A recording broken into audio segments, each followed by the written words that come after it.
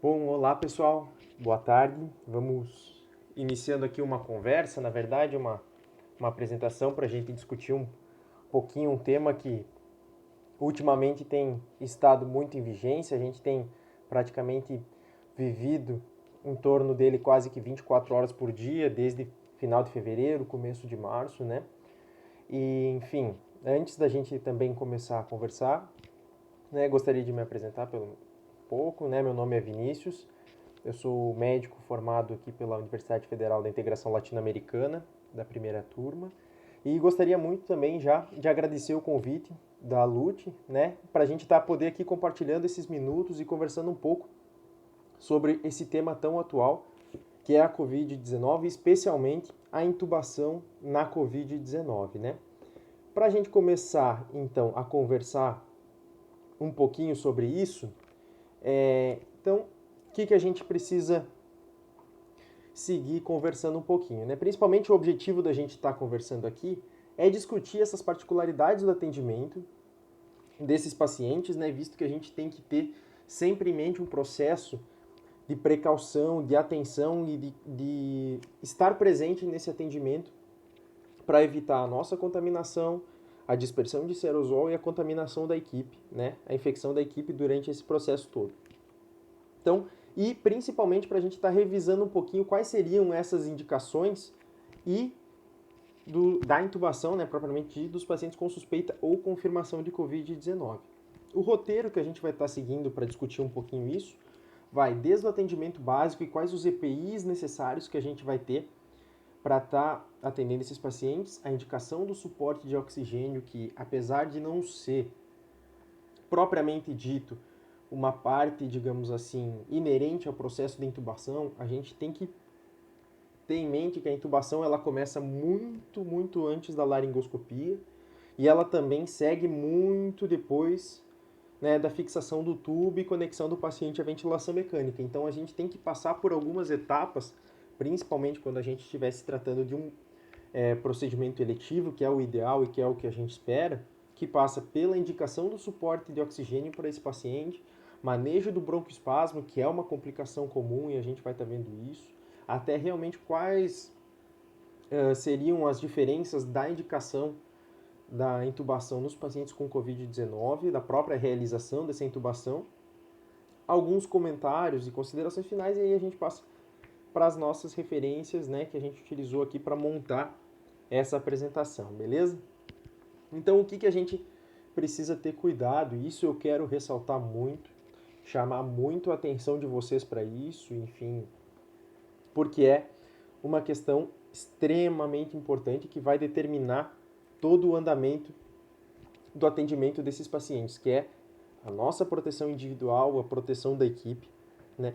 Então a gente tem que sempre estar prestando muito mais atenção nisso.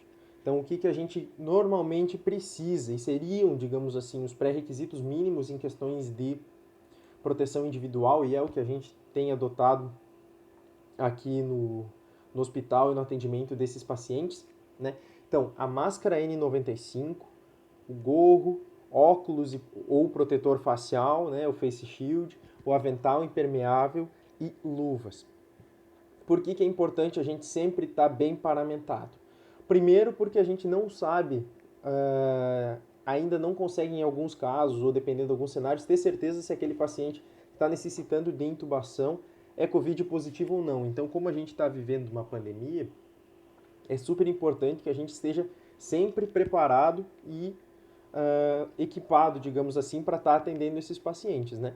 E outra questão importante é que a gente vai estar lidando com secreções, principalmente quem tiver diretamente realizando e manuseando a via aérea desse paciente. Então, a gente não sabe que tipo de intercorrência pode acontecer, a gente vai estar sendo exposto a uma grande carga de aerosol. Além desses equipamentos de proteção individual, a gente tem que ter a noção que o ideal, vamos falar agora de um mundo ideal e que a gente sabe que não é a condição da maioria dos serviços que a gente tem acesso, seria ter um ambiente separado e preparado exclusivamente para que a gente pudesse estar realizando esse tipo de procedimento.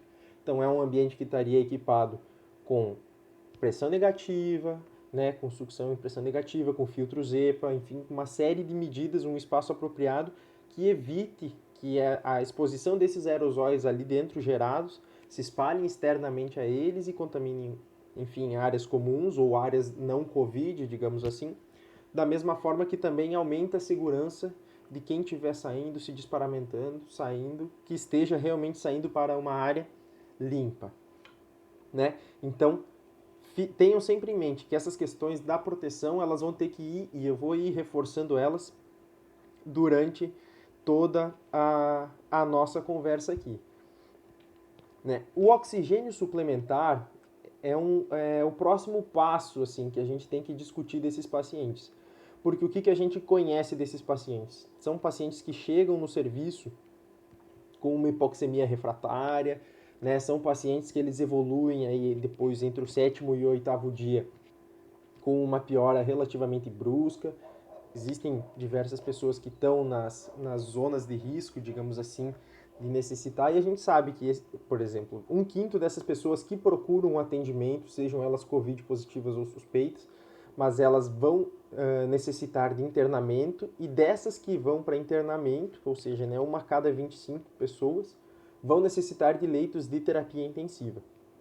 Então são números extremamente expressivos para a gente estar prestando atenção e saber que essas pessoas então vão precisar sim de um suporte de oxigênio. E como que a gente oferta esse oxigênio para essas pessoas? A gente tem que sempre lembrar que a gente está no momento onde a gente tem que evitar procedimentos que gerem aerosolização. Então a gente sempre tem que ter em mente o melhor custo-benefício dessa terapêutica para o paciente, mas também pensar sempre na equipe. A equipe que vai estar ofertando cuidado para esses pacientes é uma equipe especializada. Então a gente acaba muitas vezes tendo que aderir a algum modus operandi semelhante a, por exemplo, o que a gente vive normalmente no transporte pré-hospitalar, que seriam as questões de principalmente segurança da cena e da equipe. Isso envolve muito as questões da paramentação antes de atender qualquer tipo de intercorrência, seja uma parada cardíaca ou propriamente um paciente com uma hipossaturação, um rebaixamento do nível de consciência, que a gente precisa estar manejando a via aérea desse paciente. Mas também a gente não pode ficar durante muito tempo postergando e aumentando, por exemplo, postergando uma intubação para esse paciente em despeito de medidas que a gente sabe que, avaliando a evolução clínica do paciente, acompanhando ele, que seja por algumas horas, às vezes até minutos, a gente sabe que não vai progredir de maneira satisfatória. Então, o que é o ideal que a gente comece? Obviamente que isso assim não é uma regra absoluta. A gente tem normativas, tem guias, manuais que nos orientam a progredir essa oxigênio-terapia, mas a gente tem que ter sempre em mente que isso é maleável e principalmente que é a clínica do paciente que vai determinar qual medida de suporte que ele vai estar precisando naquele momento. Basicamente, o que a gente precisaria garantir é que esse paciente fique com uma saturação acima de 92%, e isso sempre a gente sabe também que a oximetria de pulso também não seria o método mais viável para a gente estar avaliando isso, mas a gente pode começar, é um bom parâmetro e é o que a gente normalmente tem disponível em todos os serviços.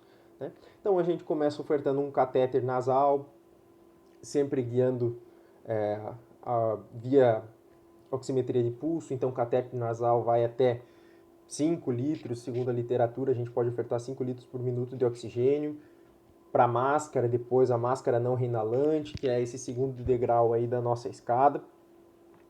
E aí, a partir desse momento, a máscara a gente consegue ofertar aí uma quantidade, segundo a literatura, a gente conseguiria hipoteticamente chegar a uma FiO2, digamos assim, próxima a 100%. A gente sabe que isso na prática não é bem assim, mas a gente consegue segurar o paciente por um bom tempo. O que a gente tem que ter em mente nesses momentos?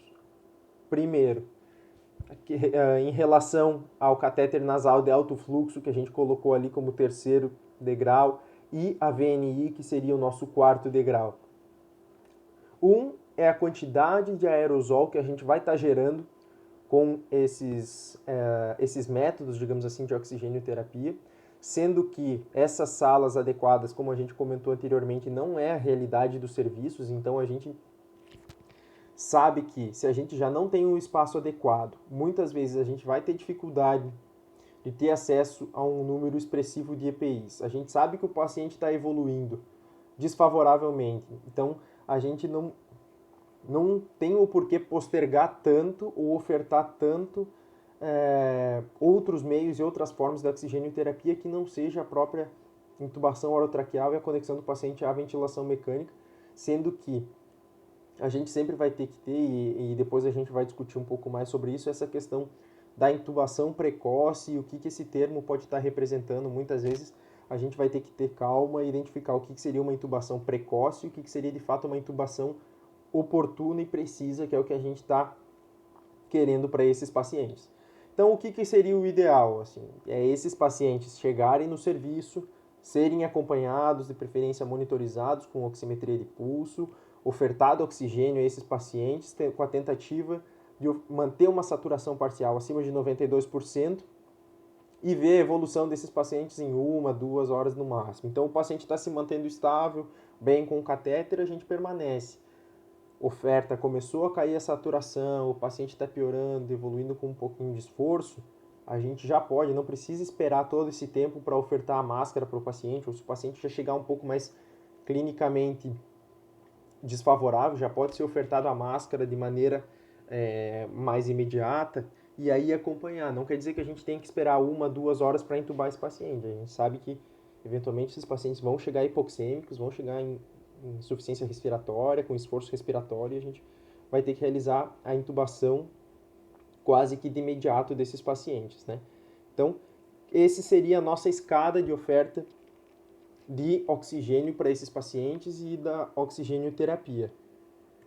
Juntamente com isso, a gente tem que ter e começar a investigar quais as causas, eventualmente, né, que a gente vai ter para, digamos assim, que poderiam estar levando esse paciente à hipóxia. Aqui a gente tem, só para lembrar um slide, lembrando dessa linha do tempo, que a gente, na verdade, não sabe o que aconteceu antes com esse paciente e também não sabe até o primeiro momento, digamos assim, esse primeiro contato que a gente tem com o paciente é uma foto. A gente não sabe a maneira como ele vai progredir, mas a gente sabe como ele está naquele momento e o suporte que a gente deve dar é direcionado àquilo que a gente está vendo, né? Então, e é aí a importância da gente estar fazendo a reavaliação constante desses pacientes, principalmente sem perder muito tempo na tomada de decisão e na oferta de medidas para resgate desses pacientes, principalmente porque a gente sabe que a hipoxemia da Covid-19 ela é uma hipoxemia de difícil controle, né?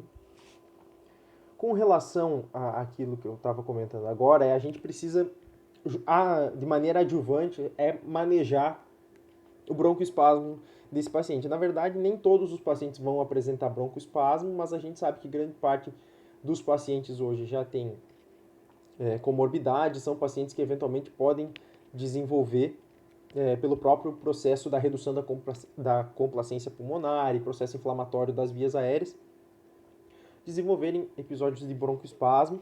E lembrar que talvez o método que a gente até hoje mais utilizava do broncoespasmo, que era a nebulização, ela estaria proscrita justamente pela quantidade de aerosol que ela estaria gerando no ambiente e o potencial de disseminação de vírus que a gente teria com ela.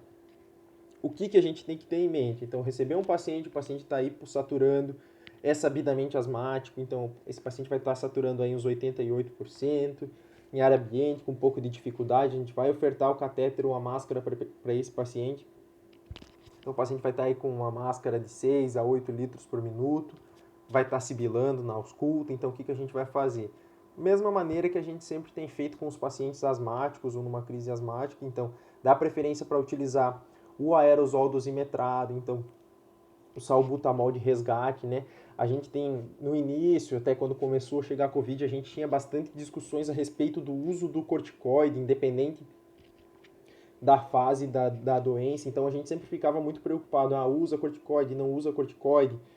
Enfim, o recomendado é pacientes que são sabidamente asmáticos ou que têm processos de broncoespasmo e inflamação da árvore brônquia, é recomendado sim que se trate com corticoide, porque os prejuízos seriam muito menores. Então a dose que a gente vai utilizar é equivalente a 40 mg de prednisona, enfim, se realmente não for resgatado com salbutamol, mas é importante que se use o corticoide. E claro, a gente segue aquela mesma sequência de tratamento, eventualmente pacientes refratários ao resgate. Com o broncodilatador, vai ser necessário que a gente utilize outras medicações, propriamente a terbutalina, ou enfim, se tiver indicação formal, até o sulfato de magnésio endovenoso para esses pacientes, nesse período que a gente consegue ir reavaliando esses pacientes, ou mesmo preparando para uma intubação, né? Que seria aqui, se a gente fosse criteriosamente discutir em termos teóricos, a gente poderia até começar eventualmente a falar, em vez de uma sequência rápida de intubação, uma sequência atrasada, que falaria um pouco mais desses processos pré-intubação, mas que na prática a gente sabe que isso acontece de maneira concomitantes entre si, na verdade, né? Então, agora, realmente o que a gente vai falar? Quais que seriam as indicações de uma via aérea definitiva para esses pacientes, né? E que é propriamente o tema que a gente vai estar discutindo aqui. Na verdade, a indicação de via aérea ela não mudou e não vai mudar. O que a gente precisa ter para garantir uma via aérea definitiva desse paciente? É ter proteção das vias aéreas, proteção e patência das vias aéreas. Então a gente tem que garantir que essas vias aéreas estejam pérvias, que esse paciente consiga estar realizando troca, ou seja, que a ventilação desse paciente seja ofertada da melhor maneira possível, com ventilação mecânica, enfim, com ventilação protetora, que o curso clínico, se estiver evoluindo de maneira desfavorável, a gente vai saber que, então, é um paciente que vai evoluir mal, então a gente consegue fazer um procedimento invasivo, que a gente sabe que tem um potencial grande de complicações, de uma maneira mais eletiva, antevendo uma piora clínica que o paciente já está demonstrando, de maneira que a gente consiga fazer isso com mais tranquilidade, com mais preparação, com a equipe mais tranquila, permitindo com que seja um procedimento com maior chance de sucesso, né? E, juntamente com tudo isso, a gente não pode esquecer que a indicação é clínica. Independentemente do que a gente for discutir, não é um valor de saturação que a gente vai utilizar para intubar esse paciente, não é uma gasometria alterada que a gente vai usar para intubar esse paciente, não é um próprio esforço respiratório que esse paciente vai estar referindo, ou mesmo uma taquipneia isoladamente que a gente vai usar para determinar a intubação desse paciente. O que a gente vai usar para determinar é uma avaliação global desse paciente, associar o curso da evolução, né, como que ele está sendo a resposta à oxigênio-terapia, enfim. Logicamente, se for um paciente com franco esforço respiratório, com uso de musculatura acessória, já vai se proceder de maneira imediata. Se for um paciente que tiver condições de aguardar ou se em discussões com os médicos assistentes a gente vê que é um paciente que tem condições de resgate, mesmo com ventilação não invasiva, se tiver um ambiente adequado para ser feito, poderá ser feito e ofertado até que a gente consiga determinar, né, a realização ou não dessa intubação. Então sempre tem em mente que nenhum fator isolado ou de maneira individual vai determinar ou não a intubação desses pacientes, e sim que ela é uma indicação clínica de acordo com a condição global do paciente naquele momento. O que normalmente a gente tem discutido é essas questões. Intubação precoce, precisa de intubação precoce, intubação precoce. Isso é um termo um pouco complexo para a gente estar utilizando, porque muitas vezes ele pode levar a inferir ou eventualmente a gente está discutindo questões de iatrogenia. Na verdade, talvez o termo mais correto que a gente poderia estar utilizando é intubação oportuna. E justamente essa intubação oportuna, ela vem quando a gente considera esses fatores que a gente comentou anteriormente. Então, é no momento mais adequado para aquele paciente. É sem postergar quando a gente vê que o paciente não está tendo uma evolução favorável. Então, o paciente está refratário à oxigênio-terapia, está evoluindo com um esforço respiratório, então é não esperar que ele entre em esforço respiratório franco. Ele já tem uma gasometria alterada, já está retendo CO2, já está no 7º, 8º dia de evolução da doença, que é o período mais crítico de piora, né, do início dos sintomas. Então, a gente consegue fazer uma análise mais racional do melhor momento que a gente vai poder está abordando a intubação para esse paciente. Ela sempre deverá ser realizada pelo médico mais experiente no manejo de via aérea que estiver presente, né? Por que isso? Na verdade, obviamente, isso deve ser feito dessa forma porque, como a gente já comentou, são pacientes que eles são refratários à oxigênio-terapia. Então, a gente não vai ter tempo de ficar refazendo laringoscopias, até porque quanto mais vezes a gente abordar essa via aérea, mais a gente vai aumentar, enfim, situações de edema, pode piorar o broncoespasmo, dependendo se as medicações não forem feitas também de maneira adequada. Esse paciente vai aumentar a aerossolização, vai ter uma maior exposição da equipe a aerosol, então de preferência que seja perdão, um médico mais experiente no manejo de via aérea. Outra recomendação importante é que seja feita com a menor equipe possível, justamente para a gente estar expondo menos profissionais ao risco. Como a gente já falou, são a equipe que vai estar, a equipe multiprofissional que vai estar abordando esse paciente durante a intubação é uma equipe especializada e a gente não tem ainda uma mão de obra que seja abundante a ponto da gente dispensar ou se dar ao luxo de contaminar os profissionais, e a gente nem quer isso, né? Então todo mundo quer estar protegido, trabalhando junto e fazendo o melhor para o paciente. Então é realmente necessário que seja feito com o menor número de pessoas possível.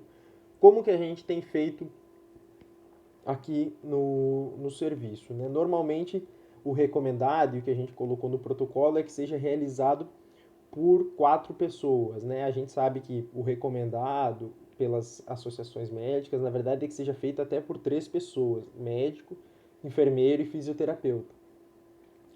Pela nossa realidade, a gente sabe que isso não seria tão viável, principalmente porque a gente não tem em alguns setores fisioterapia disponível em todos os setores, às vezes, eventualmente, devido à grande demanda e o número de pacientes, o enfermeiro nem sempre vai estar disponível naquele momento. Então, o que a gente tem colocado como membro adicional na equipe, que normalmente temos conseguido fazer com 4 pessoas? Seria o técnico ou auxiliar de enfermagem para estar participando desse momento, circulando a sala, né, com os materiais, porque a gente vai ter que ter uma preparação a mais, justamente porque a gente, em se tratando de que essa a intubação vai ser feita dentro de um ambiente específico, a gente não tem como ficar saindo buscar materiais na farmácia, não tem como pegar dentro da central de enfermagem, então a gente tem que ter basicamente tudo dentro de uma sala. Então a gente precisa dessa organização e empenho das pessoas ali dentro para estarem sendo prontamente atendidas quando for solicitado, né? Deverá ser feita, então, a técnica recomendada para a intubação desses pacientes é a intubação em sequência rápida, que ela vai envolver um pré-tratamento, né, a indução e a paralisia.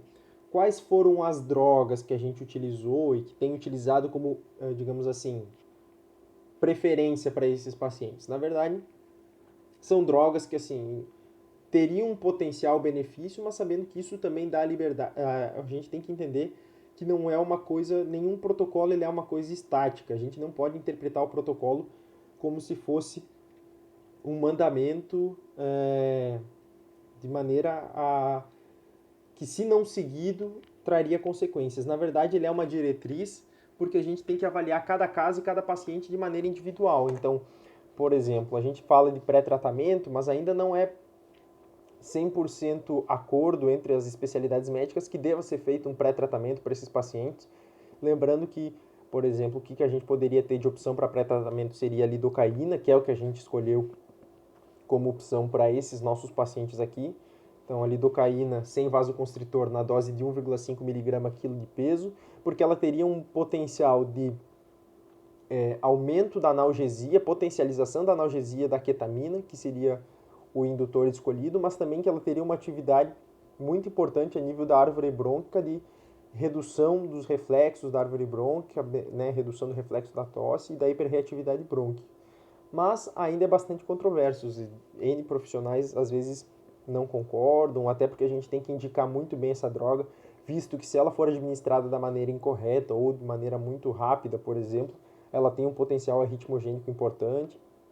Então, a gente tem que ter bastante cuidado com essa droga, né? A ketamina, que seria o indutor que a gente colocou como indutor de eleição, que ela é principalmente, na verdade, porque ela traz uma estabilidade cardiovascular importante para esses pacientes. Outra opção tem sido bastante utilizada é o etomidato, na dose 0,3 miligramas quilo de peso, mas na verdade é que a ketamina, ela também tem um potencial de indução bom, ela promove uma analgesia também, isso que a gente quer para esse paciente também naquele momento, e mantém uma estabilidade hemodinâmica.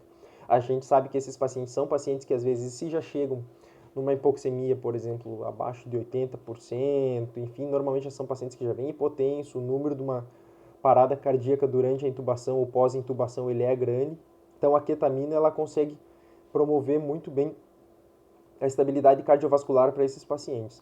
E a terceira droga que a gente vai estar utilizando é o bloqueador neuromuscular. Assim como a gente faz também em toda a sequência rápida, a gente pode utilizar tanto o succinilcolina, né, succinilcolina, dose de 1 mg quilo de peso, até 1,5, né, também, ou o rocurônio, né, 1,2 mg quilo de peso é o que a gente tem utilizado aqui no serviço de acordo com a disponibilidade, enfim, que a gente está tendo com essas drogas. O que é importante? A gente sempre tem que se atentar e individualizar o paciente. Né? Não é todo paciente COVID positivo que vai necessitar dessas drogas e não necessariamente vai se beneficiar delas. Eventualmente, o paciente que, enfim, é COVID positivo, mas está tendo um AVC ou, enfim, algum infarto agudo do miocárdio, a gente consegue, de certa forma, muitas vezes utilizar outras drogas para melhorar essa condição clínica dele. Então, bastante cuidado, assim, quando a gente fala de protocolo, é importante sempre ter em mente que a gente precisa individualizar esse paciente, né? Os 7Ps, então, como é que fica essa questão dos 7Ps que a gente sempre fala na intubação no paciente COVID positivo?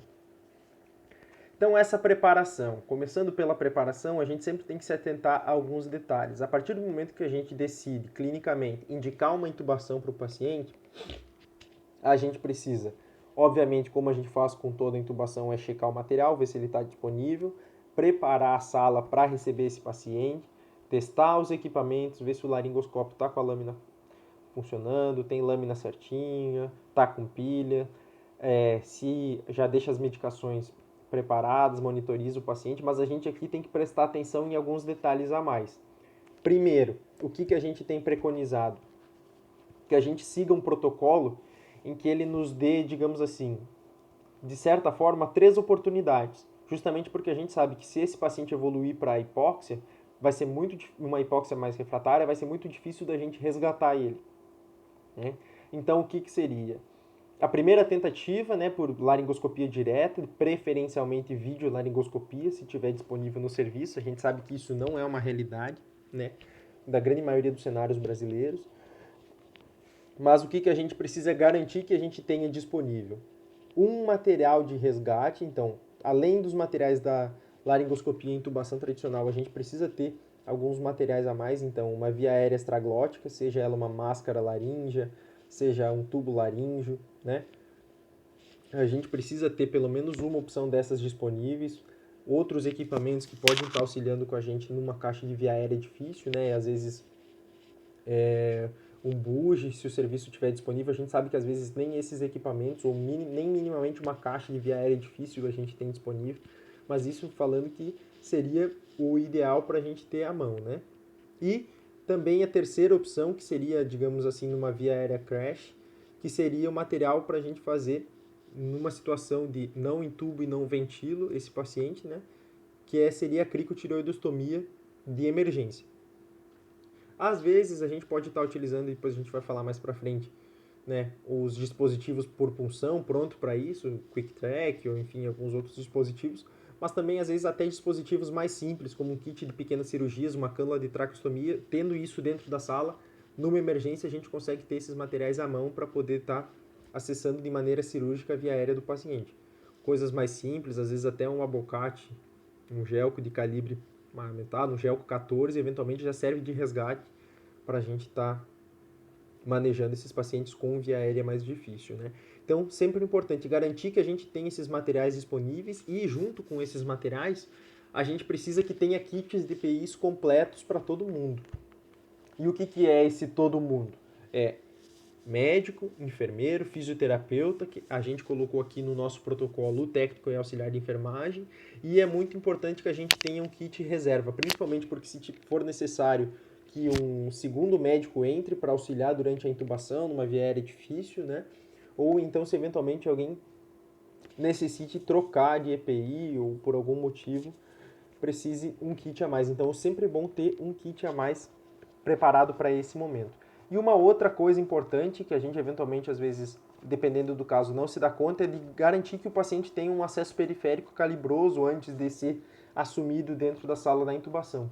Porque eventualmente a gente já pode ali rapidamente, antes de realizar a intubação desses pacientes, eventualmente um paciente que já chega hipotenso, já chega com sinais de choque, por exemplo, já vai poder estar recebendo algumas medidas de ressuscitação um tanto quanto imediatas ali, já vai eventualmente até a infusão de noradrenalina, mesmo em acesso periférico, ou então, né, durante a intubação, ou mesmo já um aporte de volume, aí para dar uma estabilizada hemodinâmica nesses pacientes antes da gente realizar a intubação, evitando que o número de complicações da intubação aumente, né? Qual que é a grande questão e que eu identifico como ponto-chave desse processo todo e que normalmente é negligenciado pela parte dos médicos? É a verbalização do plano de intubação. O que seria isso? É aquele momento onde a gente checou todo o material, a equipe está paramentada, já está dentro da sala, então monitor ligado, capnógrafo funcionando, ventilador pré-programado, equipamento testado, paciente com acesso periférico, então esse paciente é assumido dentro da sala para o leito de estabilização, onde vai ser realizada a intubação.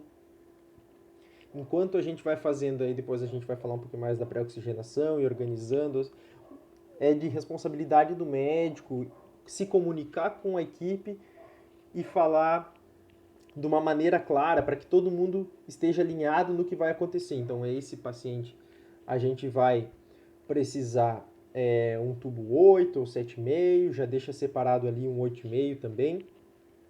Se eu não conseguir entubar esse paciente, eu vou usar uma máscara laríngea e ainda assim, se eu não conseguir ventilar ele, já deixa separado ali para mim um bisturi, uma lâmina 11, uma cânula 6 ou 5,5 com cuff. Se precisar, a gente já faz uma cricotireoidostomia nesse paciente. Então, separa ali as medicações, eu vou querer 4 ml de lidocaína, dilui essa droga, vou querer tantos ml de ketamina, né? Já deixa prontinho e já deixa também ali 7 ml aspira aí 7 mg de succinil, dilui para 10, deixa separadinho ali. Então a gente já vai fazer todas essas medidas de separação, diluição desses pacientes, das medicações e deixar tudo pronto. Essa verbalização nada mais é do que a definição conjunta de uma estratégia para realizar a intubação desses pacientes, né? Feito isso, a gente vai começar, né? Importante aqui eu coloquei os materiais a mais que a gente vai ter, né? Não só os EPIs, mas aqui a gente vai ser muito importante a gente estar utilizando. Esses foram os materiais que a gente incluiu a mais no nosso kit de intubação aqui do serviço. Então seria além dos EPIs completos, as pinças, né? Então precisam ser pinças rígidas, isso a gente vai falar mais para frente, porque vai ter um momento que a gente vai necessitar clampear esse tubo após a intubação, antes de conectar esse paciente à ventilação mecânica. O buge, né, que seria uma boa alternativa de técnica alternativa de intubação para um segundo momento. Videolaringoscópio, obviamente, se tiver disponível. O filtro higroscópico e a traqueinha, a gente já vai ver como que a gente monta esse material já para estar preparando a pré-oxigenação desse paciente. Kit para cricotireoidostomia, que eu acabei ali já comentando, que às vezes existem já os dispositivos por punção que a gente adquire pronto, ou se não, kits de pequena cirurgia e outros materiais que a gente pode estar utilizando e, se disponível no serviço, também um kit ou uma maletinha de via aérea difícil. Além disso, então, as drogas disponíveis que a gente colocou. Essas são todas as medicações que a gente pré-estabeleceu no nosso protocolo e que a gente acertou com a farmácia que essas medicações já sejam dispensadas dessa forma para que facilite o momento da intubação e isso esteja disponível dentro do carrinho, né? Então, o que a gente vai ter disponível lá? Fentanil e lidocaína como drogas de pré-tratamento, ketamina, etomidato, propofol e midazolam para a gente poder fazer a indução desses pacientes.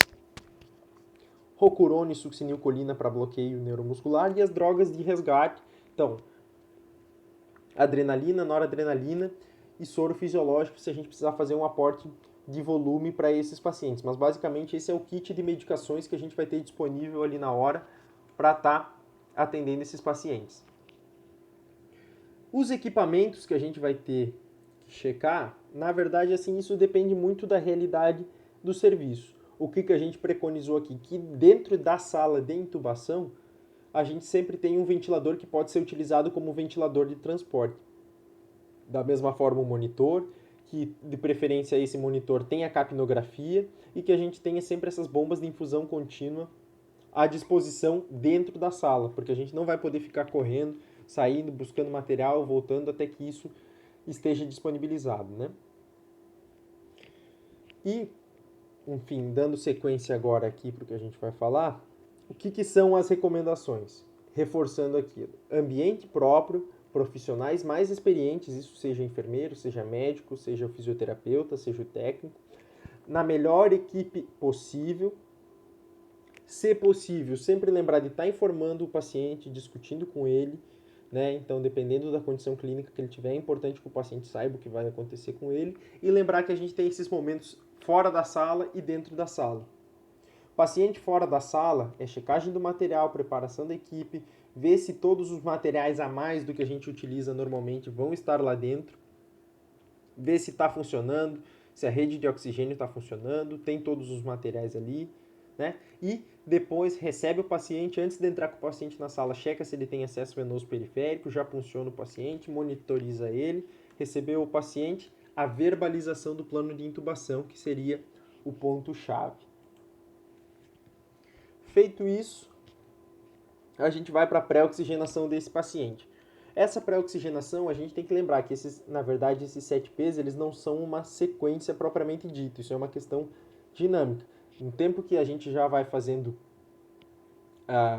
a partir da verbalização do plano de intubação, já vai se organizando o ventilador, já vai deixando pré-programado, vai montando material, né? Então, já vai pré-oxigenando o paciente, isso tudo vai acontecendo ao mesmo tempo, né? Então, lembrar que essa pré-oxigenação ela é no mínimo 3 minutos, antes da intubação propriamente dita, né? De 3 a 5 minutos. O posicionamento do paciente, se for possível, preferencialmente a gente manter esse paciente sentado, né? O mais sentado possível, então elevar a cabeceira e o tronco desse paciente, para estar ofertando uma melhor qualidade de oxigênio para esse paciente, mas também para reduzir a pressão abdominal que vai exercer sobre o pulmão e melhorar, né, o desconforto respiratório pré-intubação. Lembrar sempre que a gente vai utilizar o AMBU para ofertar isso por causa do reservatório e por causa do sistema de montagem que a gente vai conversar um pouquinho, mas na verdade a gente tem que lembrar o seguinte, é para usar o AMBU sem ambusar. Então a gente não vai ter aquele reflexo, né, que já é tão natural, às vezes, da gente pegar o AMBU e auxiliar o paciente com pressão positiva. Isso não vai ser feito pela aerosolização que isso causa. Então, a gente vai acoplar junto à máscara do AMBU, a gente acopla um sistema de aspiração fechado, e nesse sistema de aspiração fechado a gente também consegue acoplar seguido a traqueinha, o filtro higroscópico e aí sim o reservatório e a válvula do AMBU e ligar isso na rede de oxigênio. O objetivo disso é esse mesmo dispositivo, essa mesma conformação que a gente vai utilizar com sistema fechado e filtro para pré-oxigenar o paciente, é o mesmo sistema que a gente vai colocar no ventilador depois da intubação desse paciente, né? Então, o objetivo dessa pré-oxigenação é que a gente consiga manter a saturação ótima desse paciente, preferencialmente acima de 94%, que é o que a gente espera, digamos assim, nas intubações normais, entre aspas, né, do paciente não COVID, mas que a gente, na verdade, não vai ter muito essa regra no COVID, porque às vezes o paciente vai chegar aí com uma saturação de 88, 85, com um esforço, e mesmo com como a gente não vai poder ofertar pressão positiva, nem auxiliar na ventilação desse paciente, ele não vai progredir muito além disso. Mas o importante é que a gente consiga fazer essa saturação e que esse tempo de pré-oxigenação de fato seja feito, porque a gente vai garantir a saturação ótima desse paciente. Então a gente vai conseguir que ele mantenha a melhor saturação possível por um período aí de 5 a 8 minutos sem oferta de oxigênio, para que a gente consiga, que é o período necessário para a gente estar terminando de administrar as drogas e realizar a intubação, enfim, todo o manejo desse paciente, né? Então isso é realmente bem importante da gente ter em mente. O pré-tratamento. Então, é aquela questão que a gente já comentou antes, esse pré-tratamento ele é bastante ainda controverso, dependendo de profissionais são a favor, profissionais são contra, mas enfim, o que a gente estabeleceu aqui é que sim, esses pacientes, principalmente pacientes que já são sabidamente asmáticos ou DPOC, que já tem um processo de broncoespasmo importante, vai ser utilizado a lidocaína como droga de pré-tratamento, a gente preconizou a dose de 1,5 mg quilo de peso, né, diluído para 20 ml, administrado de maneira endovenosa. O que é importante a gente lembrar sempre aqui? Essa infusão, por mais que a gente fale às vezes sequência rápida, todo mundo se apavora, acha que é um negócio afobado, que tem que fazer rápido e correndo, e na verdade não. A gente tem que ter sempre em mente que a intubação em sequência rápida, ela tem esses passos justamente por causa do processo de indução e que a gente tem que fazer de uma maneira mais eletiva possível. Por quê? A gente precisa infundir essa droga lenta, aproximadamente aí 1 ml a cada 2 segundos. Então, a gente levaria aí uns 40 segundos, quase um minuto para infundir essa droga. E por que isso deve ser feito dessa maneira, assim, mais lenta? Principalmente porque a gente quer que esse efeito perdure um pouco. Ela demora aí cerca de uns 3 minutos para estar tendo seu efeito mais pleno e, na verdade, quanto mais rápido a gente fizer a administração dessas drogas, mais rápido ela acopla com todos os receptores e também da mesma forma como rapidamente ela acopla os receptores, rapidamente ela desacopla e o efeito cessa antes do planejado. Não somente isso, mas também a gente vai ter com digamos assim, um acoplamento rápido desse fármaco aos receptores, a gente também potencializa a incidência de efeitos adversos desse fármaco. Então, a gente tem que sempre garantir que esse fármaco seja administrado, esse e todos os outros, sejam administrados de maneira lenta e adequada, né? Para que isso seja feito da melhor forma possível, reduzindo a incidência de efeitos adversos e também garantindo que a ação do medicamento dure o tempo necessário. Feito isso, lembrando e reforçando sempre a importância da comunicação em alça, quer dizer, eventualmente isso serve para toda a equipe, foi solicitado que seja feita a lidocaína, então sempre comunicar a lidocaína feita, né? A gente sempre reforça isso. Quais que seriam as vantagens da lidocaína que eu comentei antes rapidamente? Então ela promove a inibição dos reflexos laríngeos, ela faz a potencialização analgésica, principalmente da ketamina, só que lembrando sempre que ela não deve ser usada sem critério, de maneira cegas, né, como se fosse um protocolo absoluto, né? A paralisia com indução, então, ela vai ser feita aproximadamente 1 minuto antes da intubação, principalmente aí que já é quando a gente vai ter os efeitos iniciais também da lidocaína. A gente pode utilizar tanto a ketamina ou o etomidato, né? A gente aqui dá sempre preferência para a ketamina no protocolo, mas lembrando que sempre isso também tem muito a questão da ambientação do médico com a droga, né? A dose que a gente preconizou para a ketamina é de 2 mg quilo de peso, diluídas também para 20 ml, para facilitar a questão do cálculo e também para a administração. Isso facilita muito para a equipe que vai estar prestando assistência na hora da intubação e para a gente ter esse gap de tempo também mais ou menos que coincidiria o final da administração com o início da ação terapêutica, né? Feito a ketamina, a gente então parte para o passo, né, logo assim, imediatamente ao término da ketamina, a gente pode então prosseguir com o bloqueio neuromuscular.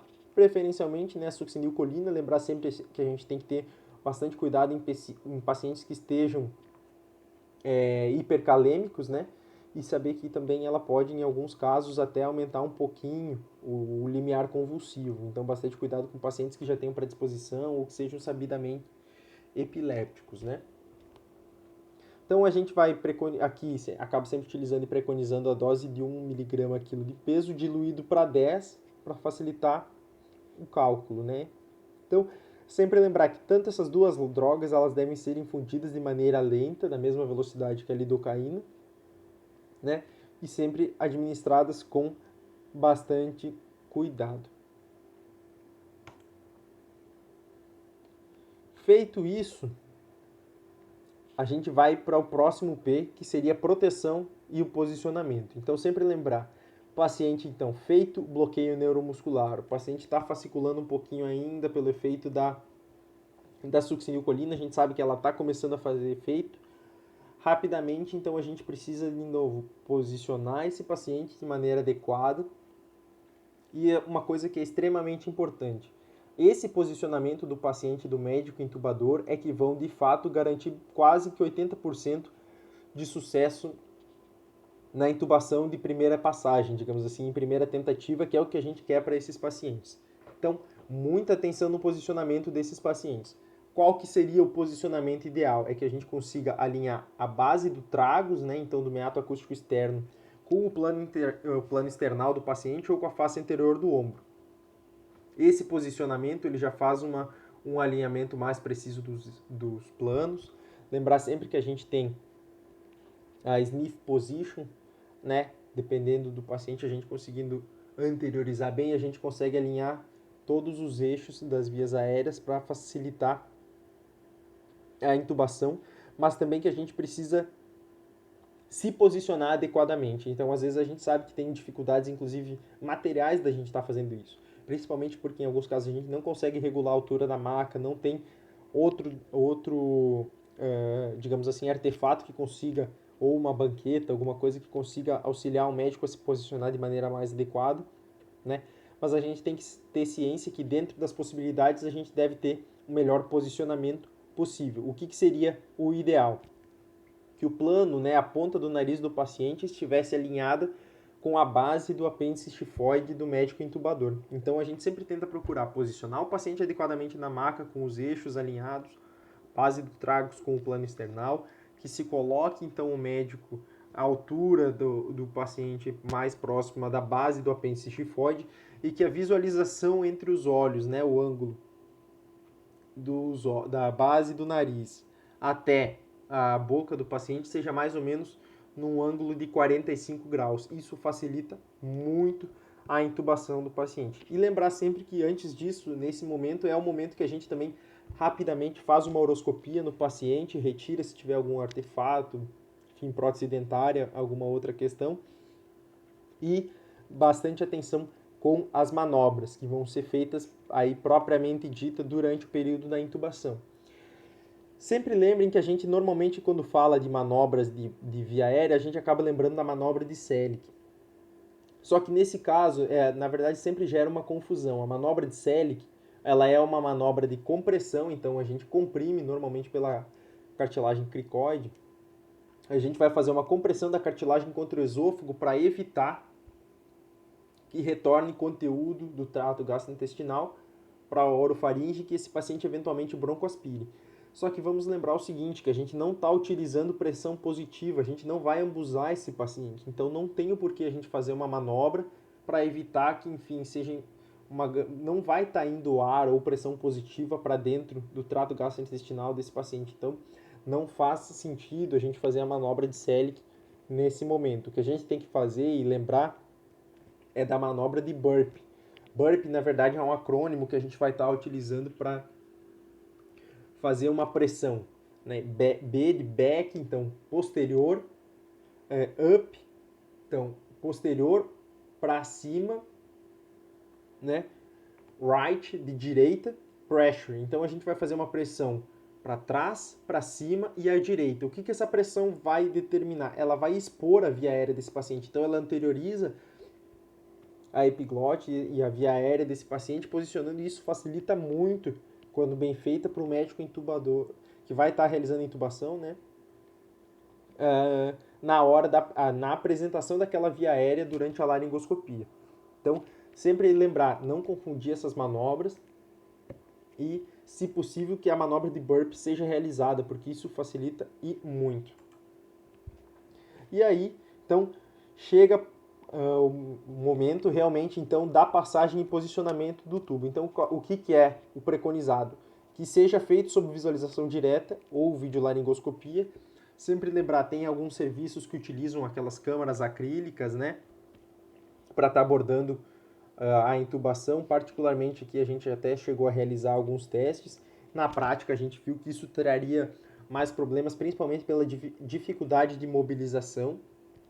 Então, mesmo médicos com experiência em via aérea, eventualmente tinham um espaço limitado para trabalhar, enfim, acabava gerando mais transtorno. E lembrando que a gente vai ter aquela proteção, vai estar com face shield, vai estar com óculos de proteção, eventualmente, né, vai estar com quanto mais artefatos a gente interpor entre os nossos olhos e a visualização da via aérea do paciente, a gente tem que ter noção que mais dificuldade de visualização a gente vai ter, obviamente sem perder a proteção, a gente necessita de equipamento de proteção, mas também ter noção que a gente precisa minimamente realizar isso com a técnica adequada. Então aqui a gente não está utilizando essas câmeras de proteção.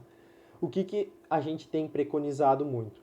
A oclusão do tubo orotraqueal. Então a gente utiliza um êmbolo de uma seringa de 20 ml, oclui, sempre checando se aquilo ali realmente, quem estiver auxiliando o médico na hora, checa se realmente o tubo está bem ocluído. Com uma seringa, uma agulha, a gente perfura, faz um pequeno furo nesse êmbolo para transpassar o fio guia. Então o tubo fica com a extremidade distal dele bem ocluída. Feito isso, obviamente, médicos que preferem intubar sem fio guia, acaba só fazendo a oclusão com o êmbolo da seringa, que ok. E médicos que utilizam o fio guia, então realiza esse pequeno orifício, transpassa o fio guia, e aí a gente consegue então proceder para laringoscopia e passagem do tubo. Feita a passagem do tubo, então laringoscopou, visualizou as vias aéreas, passou o tubo, imediatamente quem estiver auxiliando o médico já vai estar com uma pinça, aquelas pinças que a gente comentou inicialmente nos materiais a mais à mão, ou uma Kosher ou uma Kelly. Lembrar sempre que tem que ser pinças resistentes, né? Pinças bem rígidas. O médico vai segurar o tubo posicionado, segurar o êmbolo fixo na base do tubo e o auxiliar vai tracionar o fio guia até que ele apareça, a ponta do guia apareça acima da rima labial do paciente. Então, o fio guia, antes de retirar completamente o guia, vai ser feito o clampeamento desse tubo imediatamente abaixo do guia. Tubo clampeado, vai ser retirado todo o sistema, tanto o êmbolo quanto o fio guia, e conectado no ventilador mecânico previamente programado. O que a gente vai ter e ter que ter bastante cuidado nesse momento? Após a intubação, aliás, após a pré-oxigenação, quando for feita a laringoscopia desses pacientes, quem estiver auxiliando, o fisioterapeuta ou o enfermeiro que estiver auxiliando na parte do ventilador mecânico, imediatamente já vai desmanchar aquele sistema da máscara com o sistema fechado, o filtro e a traqueia, e já vai conectar as traqueias do ventilador, deixando tudo pronto para a conexão imediata desse paciente. Feito isso, então, tubo passado, cuff insuflado, né? Paciente conectado à ventilação mecânica, a gente vai checar o posicionamento. O que a gente tem que ter de cuidado na hora da checagem do posicionamento desse tubo? Primeiro seria o ideal, na verdade, alguns materiais até recomendam a não utilização do estetoscópio. Por quê? A gente vai estar num ambiente contaminado. Então, a possibilidade da gente estar colocando contato do estetoscópio com a mucosa auricular, enfim, a gente já vai estar com face shield, com equipamentos de proteção individual que eventualmente podem atrapalhar e pode estar gerando a contaminação do profissional. É recomendado que a gente tenha a capnografia para visualizar, então, a via aérea desse paciente, mas também o importante é que a gente siga outros métodos indiretos, obviamente menos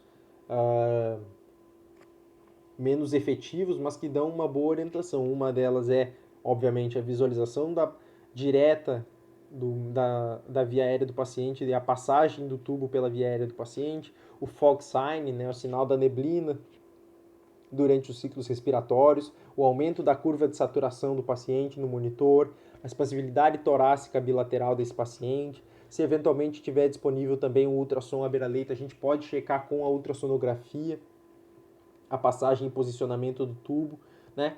Mas, obviamente, claro, padrão ouro de confirmação de via aérea é a curva de capnografia. Sempre lembrar que esses pacientes, quando a gente tiver já com o tubo posicionado e conectados, a gente precisa então fazer todo o manejo da pós-intubação que a gente vai comentar logo em seguida. Como que a gente faz essa pós-intubação, né? Que seria o imediato. Então, tubo posicionado, confirmado, via aérea via aérea confirmado, né? Tubo bem posicionado. A gente precisa fazer a fixação desse tubo na posição adequada, que basicamente a gente tende a recomendar inicialmente que seja feita na rima no 22. Normalmente, assim, o ideal é que fique 2 centímetros acima da carina, e isso a gente consegue mexer e reajustar após a radiografia desse paciente, né? Aspirar esse paciente, então, o tubo via sistema de aspiração fechado, se ele tiver muito secretivo, acoplar, então, esse paciente à ventilação mecânica com os parâmetros já pré-estabelecidos, rechecar os sinais vitais e iniciar medidas para estabilização hemodinâmica, se realmente for necessário. Muitas vezes esses pacientes evoluem com hipotensão, enfim, é necessário que a gente utilize drogas vasoativas, né? E iniciar também para esses pacientes a sedação contínua para evitar que esse paciente fique assincrônico com a ventilação. Uma coisa importante que a gente precisa ter em mente é que a gente vai estar com um paciente contaminado, que está produzindo aerosol, e que a gente não pode ficar também se dando o luxo de desperdiçar equipamentos de proteção. Então, de maneira imediata, pelo menos a gente tem adotado isso aqui, que seja feita, colocada pela mesma equipe que realizou a intubação, que sejam feitos todos os procedimentos invasivos desse paciente ali naquela mesma sala. E para isso, esses materiais precisam estar disponíveis dentro da sala antes da intubação. Então, vai ser feita a passagem da sonda nasointeral, sonda vesical de demora, catéter venoso central, catéter de pressão arterial invasiva. Então, tudo isso vai ser feito em sequência nesse mesmo momento. Aí sim, então, vai ser feita a solicitação dos exames complementares desse paciente, prescrição e todas as questões mais burocráticas, digamos assim, do atendimento desses pacientes, né? A solicitação da gasometria, raio-x e tudo mais. Inclusive, a gente otimiza já os recursos, fazendo toda a invasão desse paciente. Já faz um raio-x só, já consegue otimizar o fluxo desses pacientes dentro dos setores, né? E, enfim, mas tudo isso pode dar errado. Deu errado, não conseguiu intubar, aí a gente tem que partir para um plano B, que seria a nossa segunda alternativa. A gente precisa reoxigenar e resgatar esse paciente. O paciente está muito secretivo, estava com broncoespasmo, via aérea difícil, a gente precisa reoxigenar esse paciente. Como que a gente vai fazer a reoxigenação desse paciente? Teoricamente, a gente deveria ofertar essa reoxigenação quando a saturação estivesse abaixo de 90% pela oximetria de pulso. Isso não se aplica na prática, porque esses pacientes, via de regra, muitos deles vão estar abaixo de 90% e a gente não vai conseguir em nenhum momento que essa saturação suba, propriamente dito, a níveis muito superiores a isso, né? Mas o que a gente vai precisar ter em mente? Os dispositivos extraglóticos, eles causam mais aerosol do que a intubação.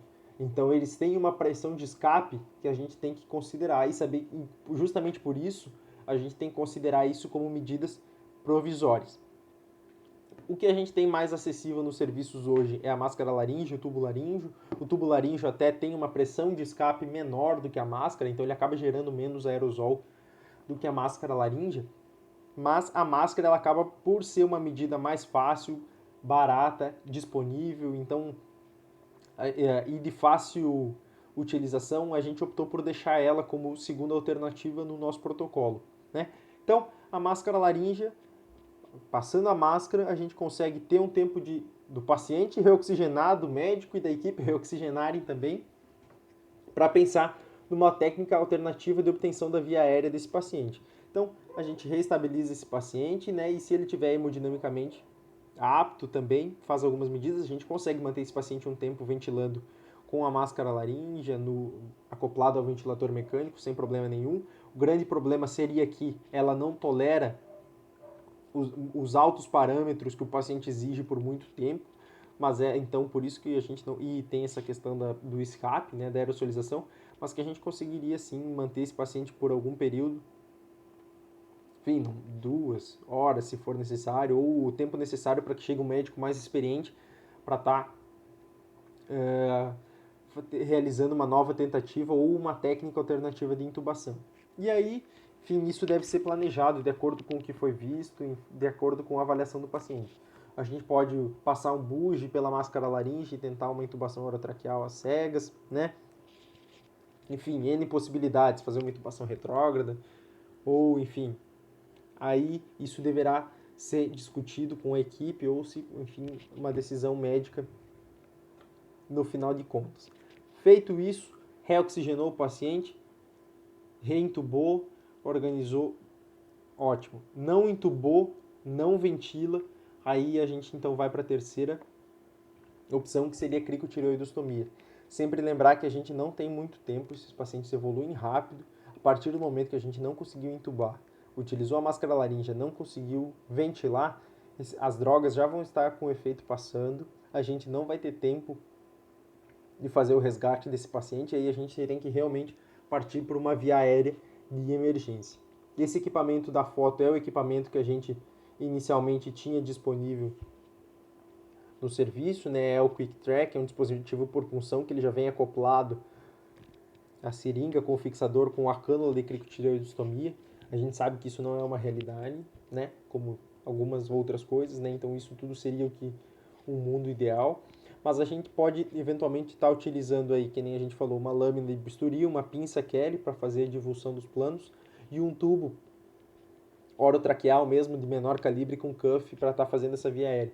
A lâmina bisturi número 11, que é uma lâmina mais pontiaguda, a gente consegue fazer uma incisão mais rápida, mais precisa na via aérea, divulsiona com a pinça e insere o tubo para fazer o resgate desses pacientes, né? Enfim, isso vai de acordo com a realidade do serviço. Eventualmente, se tiverem, por exemplo, muitos cirurgiões, eventualmente pode ser feito até a técnica cirúrgica propriamente dita, se isso tiver com os materiais disponíveis. Feito isso, a via aérea do paciente, o paciente parou. Então, a gente sabe que isso é uma complicação recorrente, eventualmente inevitável. Então, a gente tem que ter também em mente que a principal causa da parada cardiorrespiratória desses pacientes é a hipóxia. Então, o paciente possivelmente vai parar em atividade elétrica sem pulso, por hipóxia. Aí a gente vai ver qual que é o tratamento disso, a via aérea invasiva. Então, a gente sempre pensa que o tubo é uma prioridade para esses pacientes. Obviamente que a gente não vai esperar se isso não é um cenário, o paciente não parou dentro da sala de emergência, enfim, ou chegou parado. O que a gente tem que ter sempre conosco? A segurança da equipe é o primeiro ponto, então nada justifica prestar o atendimento a esse paciente sabidamente positivo ou suspeito sem a paramentação adequada. Então sempre lembrem que a pandemia, basicamente, não existe pressa na pandemia, né? Então esse tem que ser uma máxima, a gente tem que estar sempre atento a isso, porque a gente precisa paramentar a equipe, se vai precisar entrar mais gente dentro da sala para auxiliar na ressuscitação desse paciente, esse restante vai ter que estar paramentado e adequadamente paramentado.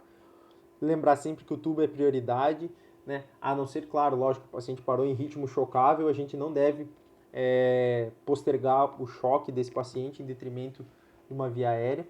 Então, sempre dá prioridade para o choque nos ritmos chocáveis. Agora, o paciente parou em AESP sem via aérea definitiva, a gente deve dar prioridade para a via aérea, né? Muita atenção, então, com os EPIs. E lembrar, se o paciente já estiver entubado, tiver uma parada posterior, isso vale para pacientes que já estiverem na UTI também, enfim, a gente precisa fazer o ajuste desse ventilador, porque a gente não vai poder desconectar esse paciente da ventilação mecânica, conectar no ambu e ventilar ele como a gente usualmente faz nas outras paradas cardíacas, né? Então a gente vai ter que aumentar a FO2 desse paciente para 100%, zerar a PIP desse paciente, botar uma frequência respiratória de 10, isso independente do modo ventilatório que esse paciente tiver naquele momento, e ajustar a sensibilidade do ventilador de modo que ele fique da maneira mais assincrônica possível para evitar disparos com as compressões. Então, esses são os cuidados que a gente tem que ter se eventualmente esse paciente evoluir com uma PCR. Pessoal, chegando ao final, então, foi uma conversa bem rápida, a gente, lógico, não consegue também aprofundar tanto, mas alguns pontos são chaves, e isso é o que a gente precisa rememorar e reconsiderar agora. Quais são esses pontos chaves? Primeiro deles, segurança individual e da equipe. Qualquer coisa que vocês forem fazer, qualquer atendimento que vocês forem prestar, tenham sempre em mente a segurança de vocês, a segurança da equipe, né? Nada justifica prestar um atendimento, seja ele da natureza que for, sem que a equipe esteja adequadamente paramentada, né? Então, a gente vai usar aquela máxima do serviço pré-hospitalar, que é primeiro checar a segurança da cena e da equipe. Feito isso, a gente então consegue atuar.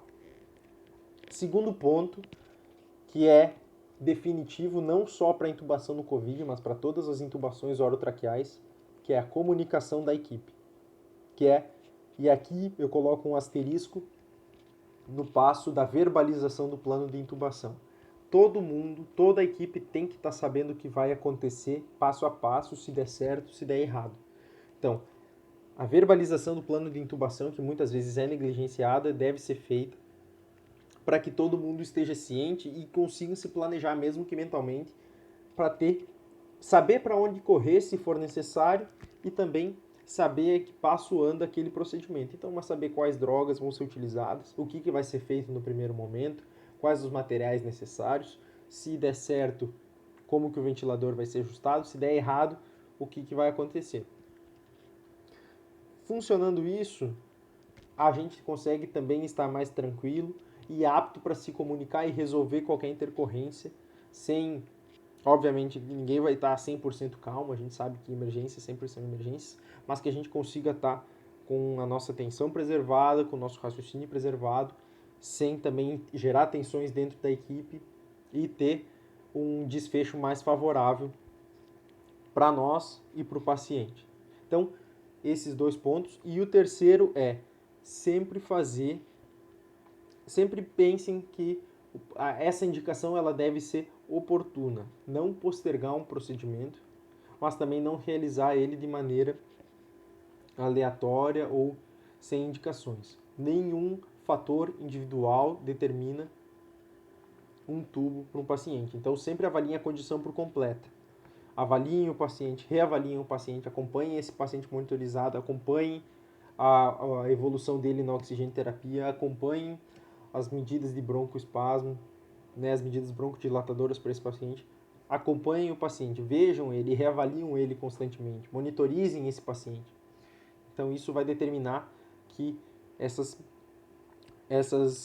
esses procedimentos tenham melhores desfechos. E, além disso, também posicionem o paciente.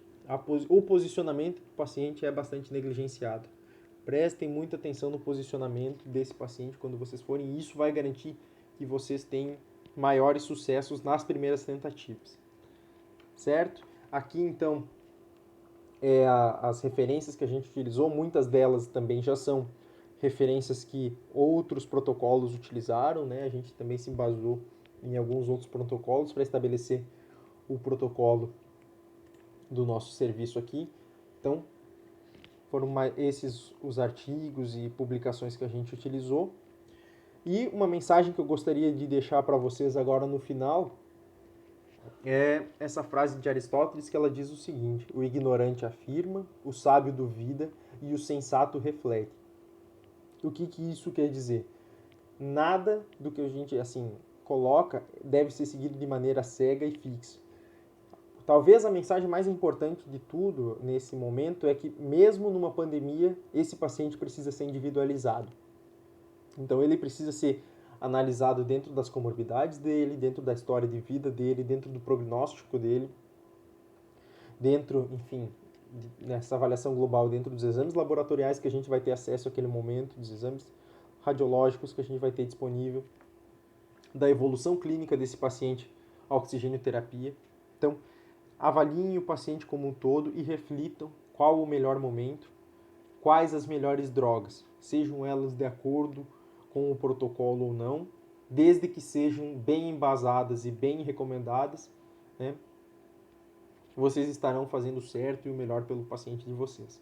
Então, basicamente seria isso. Gostaria de agradecer mais uma vez o pessoal da Lute aí pelo convite e pela oportunidade de estar aqui conversando com vocês. A gente sabe que é um tema bastante amplo, a gente poderia ficar ainda muito mais tempo conversando sobre isso. Isso é uma pequena pincelada.